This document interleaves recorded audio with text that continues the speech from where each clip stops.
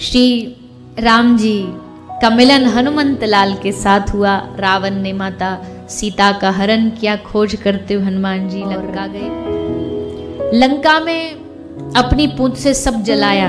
किसका घर नहीं जलाया? क्यों नहीं जलाया? उस समय कोई नेम प्लेट तो होती नहीं थी कि पता चल जाए कि भैया विभीषण का। जब उन्होंने देखा कि विभीषण के घर के आंगन में तुलसी का पौधा, उसको देख करके हनुमान जी समझ गए कि ये किसी वैष्णव, हमारे घर की जो एंट्री है, हमारे घर का जो परिवेश है वो बता देता है हमारे विचारों को। हमारी आंगन में तुलसी होगी, शालिग्राम भगवान होंगे, घर में मंदिर, घर में प्रवेश करोगे ठाकुर जी का कहीं चित्र होगा या नाम लिखा होगा तो समझो किसी अच्छे वैष्णव का घर में घुसते ऊपर छत पे तुमको काला टायर, मटका मुंह बना के, आंख नाक बना करके, बोला हमारे घर को नजर नहीं लग जाए, ये किसी घर पे लगा दिख रहा है तो मतलब समझ लो कोई बड़ा डरपोक आदमी है। सही में कोई बुरा माने तो माने, पर ये प्रतीक है कि तुम बड़े डरे हुए लोग, जो हर बात पे डरते हो, जिसको भगवान पे एक पल का भी भरोसा, डर डर के जिए तो क्या जिए,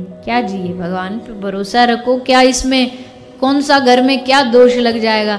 लोग इतना सा घर की दिशा टेढ़ी है उसके लिए पूरा घर का एंगल बदल फोड़ कर करके, और फिर भी घर से झगड़े खत्म नहीं होते।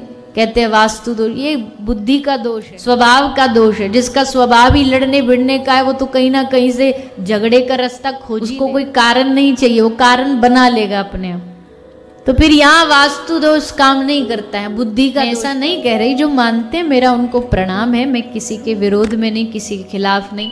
पर भैया देखो, हम तो एक बात मानते हैं कि कहते हैं दुनिया में कोई भी नजर गुजर बुराई शुभता कुछ को हटाने के लिए काला रंग माना जाता है। काला रंग सब दोष खत्म कर देता है। किसी को नजर ना लगे तो काला लगा, कुछ काला मटका लगाएंगे तो काला जो होता है वो सब दोष खत्म। जो ब्रज के लोग हैं हम मानते हमारे कन्हैया से बड़ा काला कौन होगा। दुनिया की सबसे बड़ी नजर उतारने का काम ये काला कन्हैया करता है। तो जिसके जीवन में काला कन्हैया हो उसको फिर किसी से डरने की जरूरत नहीं। सबसे बड़ा काला टीका यही, कोई नजर नहीं लगेगी दुनिया की, किसी की हिम्मत नहीं। शनिदेव आज भी नंदगांव के पास कोकिलावन में शनिदेव दास बन के बजेगा। ये सब ग्रह उसके शरण में रहते हैं, आंख नहीं दिखाते उसको बल्कि उसके शरण में रहते हैं।